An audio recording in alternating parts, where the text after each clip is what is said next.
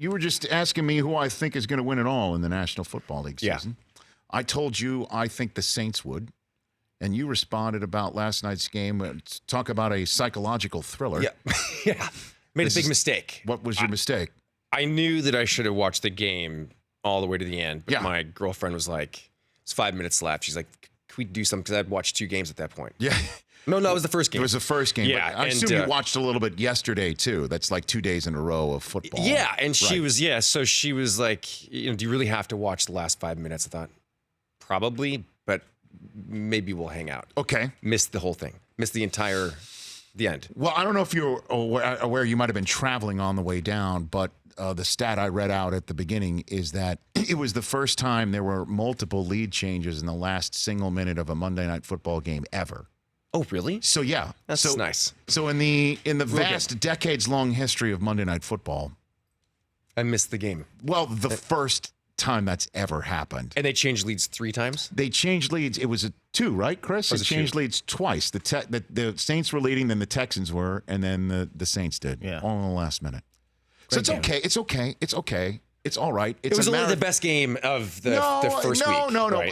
It's a marathon. Right? It's a marathon, and I think you did the right thing because we don't live in your shoes. We don't live in your world, right? It's your world. Yeah. And I think you did. You took the long view. You really screwed up, Sean. I made a big mistake. Yeah, screwed it up. I hope my girlfriend appreciates it. No, I mean, so she's not into football. She's getting there. Okay.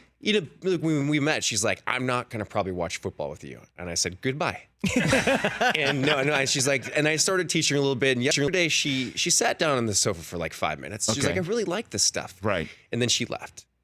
And it's funny. Years ago, when I was on ESPN, I was invited by the Learning Annex to teach a football class to beginners. What's the Learning Annex? It was something where you would pay money to take a class, and it would be professionals from different parts of the world who would come and be guest lecturers in the classroom that you paid to get into. And what was your thing? So it was Football 101. Like if you're a beginner, awesome. Have the guy from Sports Center come in and teach the Learning Annex. And the place was filled with like 30 people.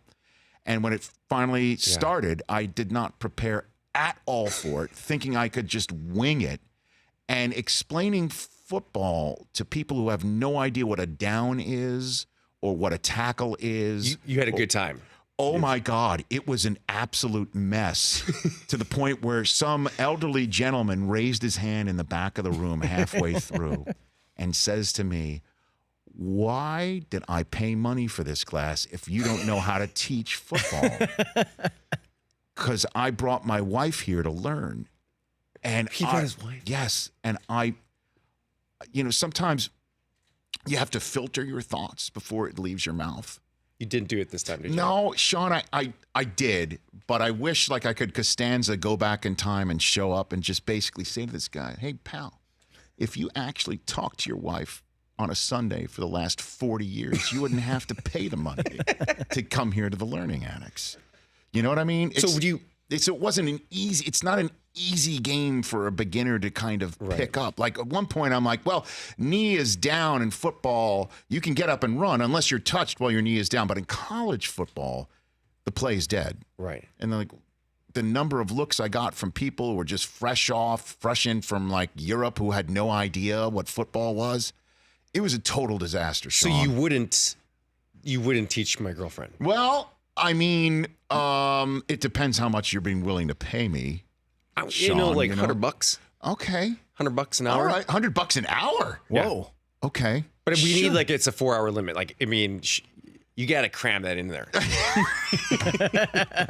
I just got this window, and I got to explain. It's so whacked out, though. It is a whacked out sport to have to explain. Yeah. You think it's easy though, right? Like, yeah, I was trying to explain it to her. Like, it's a very easy sport to understand. And I started going through it with her, and she was like, totally checked out. Well, we had the actress Gillian Jacobs here, and she asked me, how come they call it downs? Shouldn't they call it chances? And I'm like, yeah, like third chance and 5, second chance and 10 yards for your next positive chance. spin to I know, it, because like a down, it's bizarre all around. But like I'm saying, I can help you. But I also feel your pain. It's not easy to explain it. I know. to somebody who's new to this thing. For more of The Rich Eisen Show, tune to Audience Channel 239 on DirecTV for free on BR Live or download the Rich Eisen Show app.